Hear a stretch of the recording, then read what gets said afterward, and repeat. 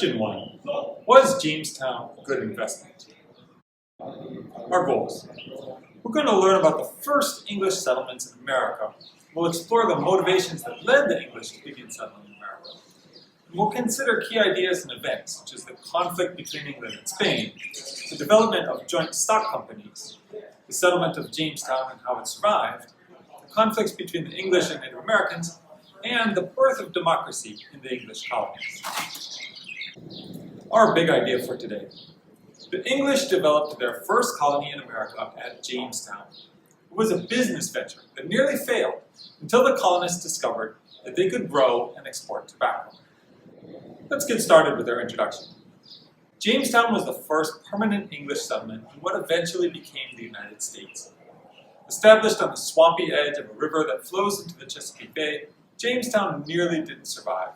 In the end, though, the Jamestown settlers who survived winters of famine found that they could grow and sell tobacco to Europeans back home. Turns out that selling drugs is not a new phenomenon. Jamestown was a business venture. Wealthy investors in England pooled their money and financed the creation of the colony. Ships and supplies were expensive, and there was no guarantee of success. When they set out, no one knew exactly what they would find, and no one predicted that tobacco would eventually become the cash crop of Virginia. What do you think? Was Jamestown a good investment? A note about names. Before we start talking about the English-speaking colonists who came to America and laid down the foundation of what eventually became the United States, we need to take a moment to talk about the many names that are used to describe the people and the place they came from, because it is complicated. Let us begin with geography. 2 islands make up the British Isles off the coast of Europe. The larger island in the east is Great Britain, and the small one to the west is Ireland. Great Britain is divided into 3 nations: England, Scotland, and Wales. England is the largest, most populous, most developed, most wealthy, and has dominated its neighbors for much of their shared history. The city of London is in England. However, England is not a country today. In modern times, all 3 parts of Great Britain are in the United Kingdom, along with a corner of the island of Ireland called Northern Ireland. The rest of the island of Ireland is the independent country of Ireland. All these areas and the people who live there have a long and complicated history, which is quite interesting, but not the subject of our course. Sometimes we call this country England or Great Britain, although the proper name is the United Kingdom. You will see it written as UK for short.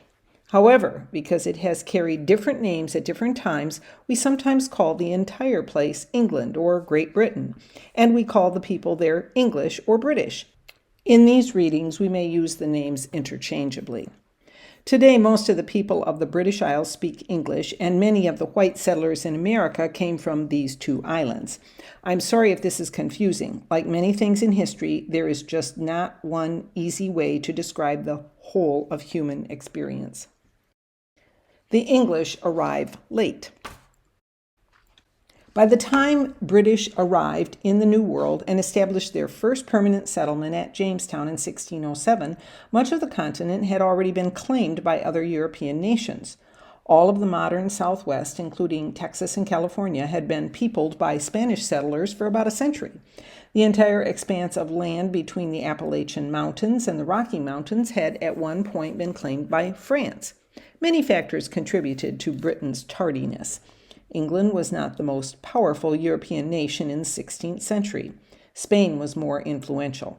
Along with Portugal, Spain dominated New World exploration in the decades that followed Columbus. France, the Netherlands, and Sweden all showed greater interest in the Western Hemisphere than England did. A voyage by John Cabot on behalf of English investors in 1497 failed to spark any great interest in the New World. England was divided in the 1500s by great religious turmoil. When Henry VIII broke with the Catholic Church in 1533, decades of religious strife ensued. Finally, under Henry's daughter Elizabeth, the English were prepared to stake their claims. Although England was an island and therefore a seafaring nation, Spain was the undisputed power of the seas in the 16th century. Many of England's adventurous sea captains found that plundering Spanish ships was a far simpler means of acquiring wealth than establishing colonies. Privateers and the Spanish Armada. Sea dogs, or privateers, were English mariners of the Elizabethan era employed by the Queen to harass the Spanish fleets and establish a foothold in the New World. Essentially, the privateers were pirates operating with the permission of a king or queen. What they did was considered legal so long as they only attacked the enemy. Among the most prominent sea dogs were Francis Drake, John Hawkins, Humphrey Gilberton, and Walter Raleigh. These sea captains possessed exceptional maritime and military skills as well as a burning desire for capturing Spanish treasure. They and their crews were highly motivated since, as privateers and not members of the Royal Navy, they were allowed to keep whatever treasure they could steal from the Spanish. They helped provoke the eventual showdown between Elizabeth I's England and Philip II's Spain. One of these privateers, Sir Francis Drake, became the first to sail around the world since Ferdinand Magellan, when he completed perhaps the longest escape route in the history of the world to avoid capture by the Spanish. Philip was certain that his great fleet of ships would put an end to England's piracy. In 1588, one of the greatest turning points in world history occurred when Spain's invincible armada of 130 ships sailed into the English Channel. Despite their numerical inferiority, the English ships were faster and easier to maneuver than the Spanish fleet. With the aid of a great storm, Elizabeth's ships humiliated Philip's navy, which returned to Spain with fewer than half their original number. The defeat of the Spanish Armada marked the beginning of the end of Spain's domination of Europe and the Western Hemisphere. More importantly for England, it marked the dawn of the era of permanent English settlement of the New World. With tensions high between England and Spain, it soon became sensible for England to establish permanent settlements in the New World to rival the Spanish. If nothing more, they could serve as bases from which to raid Spanish ships. Roanoke. Sir Walter Raleigh's expedition to Roanoke did not fare well. In 1585, Raleigh's men settled on the small island off the coast of modern-day North Carolina. Relations with the Native American inhabitants were peaceful at first, but as the colonists' supplies dwindled, amity dwindled too. The colonists left in 1586 after beheading the local Indian chief Wingina. Raleigh arranged for Governor John White and a group of families to return to live in peace with the natives in 1587. Violence, however, is not easily forgotten. Within 1 month, hostilities resumed, and White was forced to return to England to ask Raleigh for reinforcements. Time was not on White's side. When the war with Spain erupted, White could not return to the colony for 3 years. When he set foot on Roanoke Island in August 1590, he searched frantically for the settlers, including his daughter and granddaughter, the first English New World baby named Virginia Dare.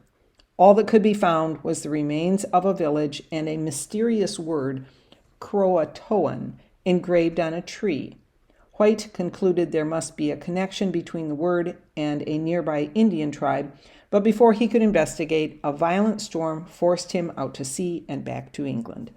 This lost colony remains one of American history's most intriguing mysteries, despite the fact that it was not particularly important in the long run.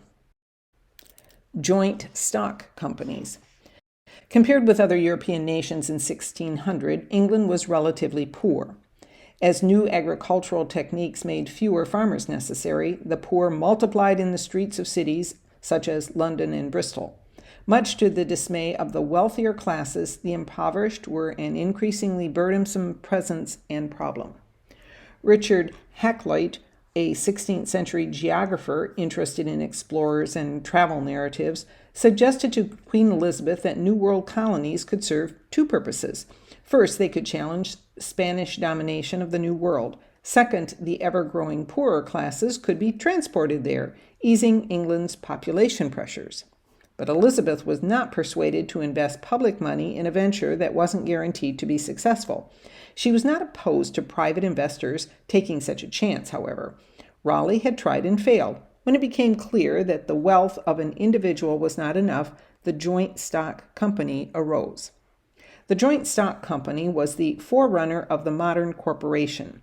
In a joint stock venture, stock was sold to wealthy investors who provided capital or money. These companies had proven profitable in the past with trading ventures. The risk was small because each investor only put up a small amount of money, so if the venture failed, only a small amount would be lost. However, the returns were quick when the enterprise did well. It was a way for the wealthy to use their money to make money without doing the work themselves. Investing in a colony was an altogether different venture. The risk was larger as the colony might fail. The startup costs were enormous and the returns might take years. Investors in such endeavors needed more than a small sense of adventure. The investors and leaders. Who led these English colonial expeditions? Often these leaders were second sons from noble families.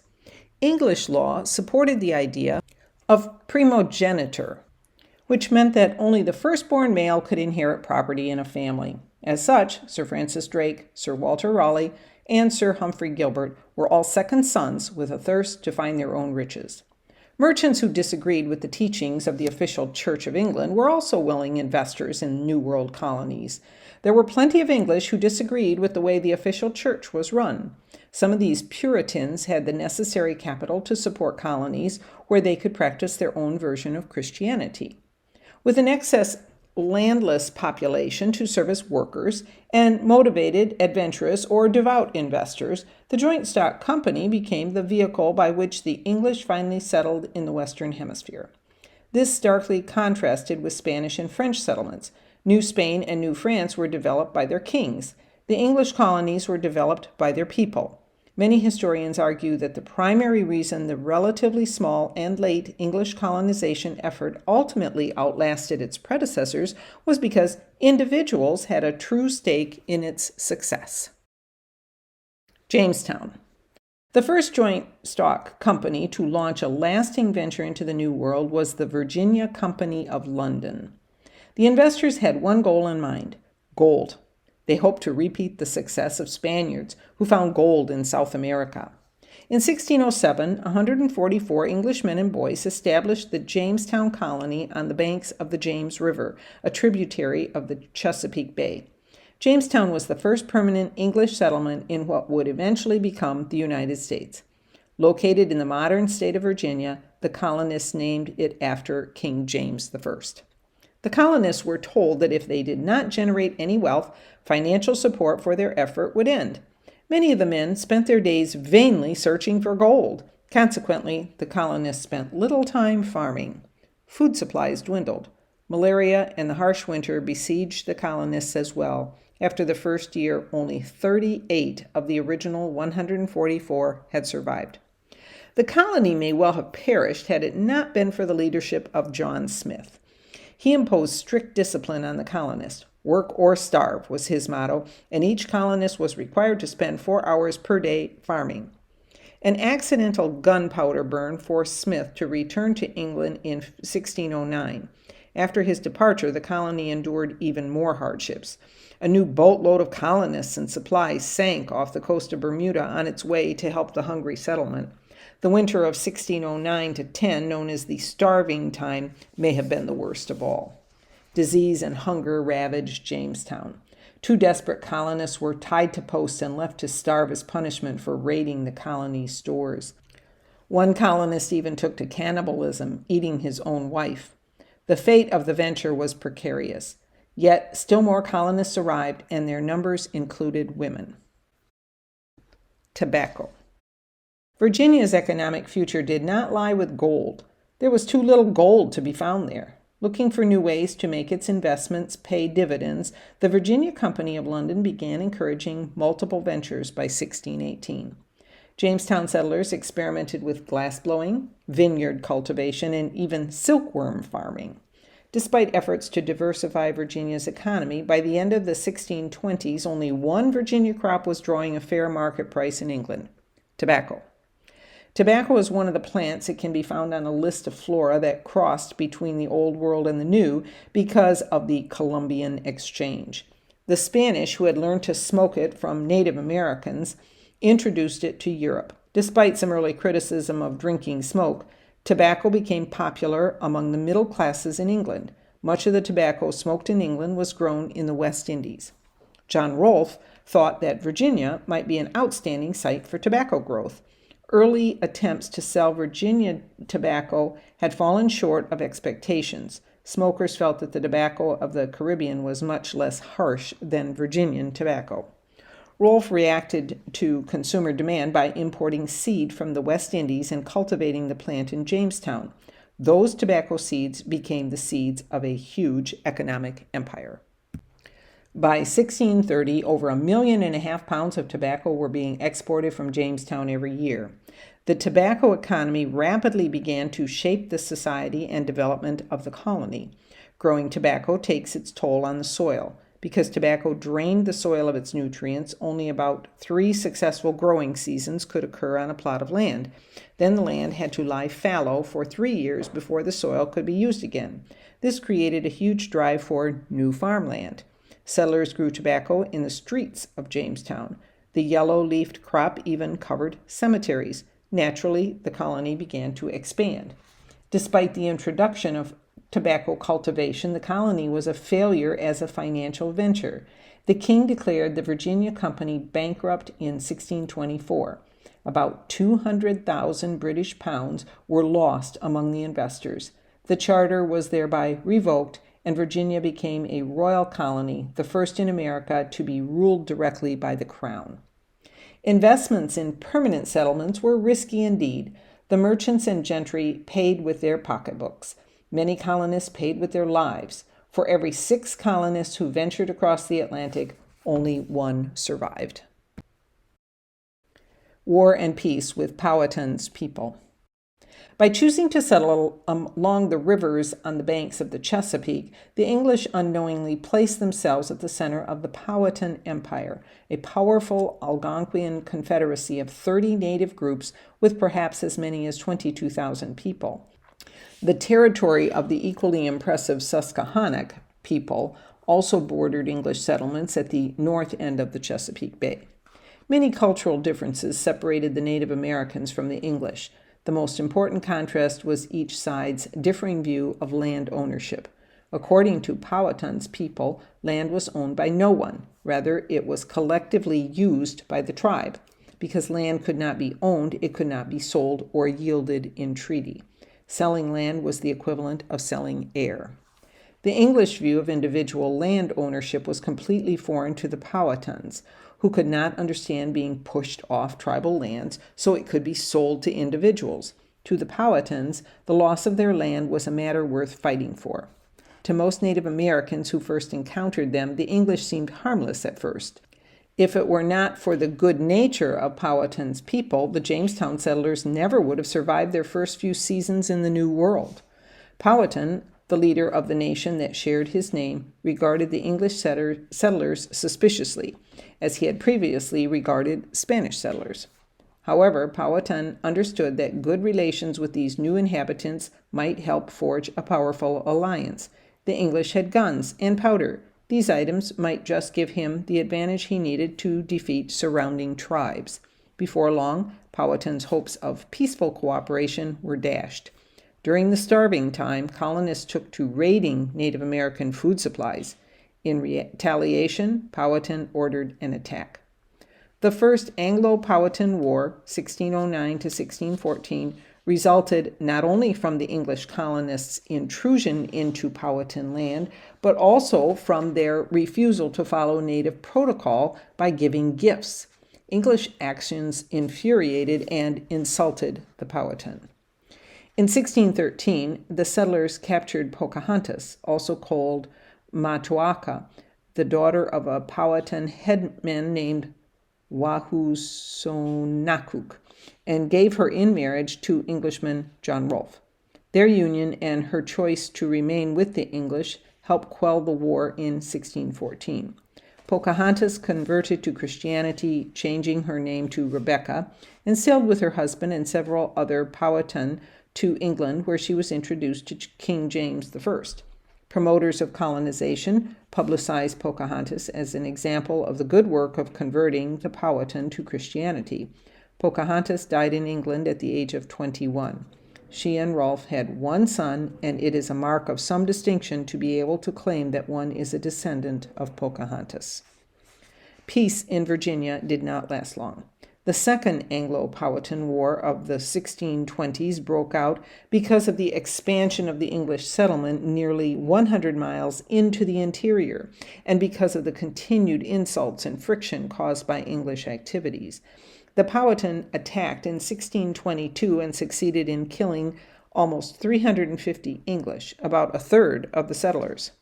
The English responded by annihilating every Powhatan village around Jamestown, and from then on became even more intolerant. The Third Anglo-Powhatan War, 1644 to 1646, began with a surprise attack in which the Powhatan killed around 500 English colonists. However, their ultimate defeat in this conflict forced the Powhatan to acknowledge King Charles I as their sovereign. The Anglo-Powhatan Wars, spanning nearly 40 years, illustrate the degree of native resistance that resulted from English intrusion into the Powhatan Confederacy. Regardless of the individual people involved, the story of the relationships between English settlers and Native Americans is usually one of initial friendship and then violent conflict over control and access to land.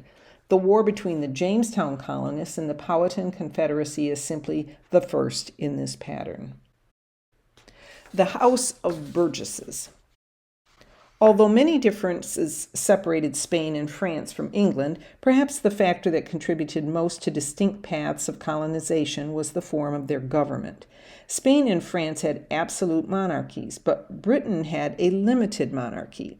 In New France and New Spain, all authority flowed from the crown to the settlers, with no input from below.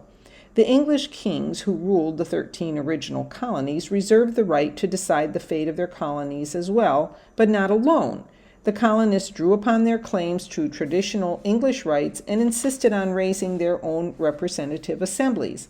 Such was the case with the Virginia House of Burgesses, the first popularly elected legislature in the New World. Modeled after the English Parliament, the House of Burgesses was established in 1619. Members would meet at least once a year with their royal governor to decide local laws and determine local taxation. King James I, a believer in the divine right of monarchs, attempted to dissolve the assembly, but the Virginians would have none of it. They continued to meet on a yearly basis to decide local matters. What is the importance of a small legislative body formed so long ago? The tradition established by the House of Burgesses had a powerful effect on colonial development. Each new English colony demanded its own legislature in turn, and colonists became accustomed to having a say in the way their colonies were governed. Starting with the Virginia House of Burgesses, Americans had 157 years to practice democracy. By the time of the Declaration of Independence in 1776, they were quite good at it. Conclusion. So the wealthy men who first invested in the Virginia Company lost their money, and many of the first settlers lost their lives. But in the end, Jamestown survived, and the Virginia colony eventually thrived. For those who owned the tobacco plantations, life was good. For those who did not, and especially the Native Americans who were pushed out of their ancestral lands by the English, life was less pleasant. What do you think? Was Jamestown a good investment?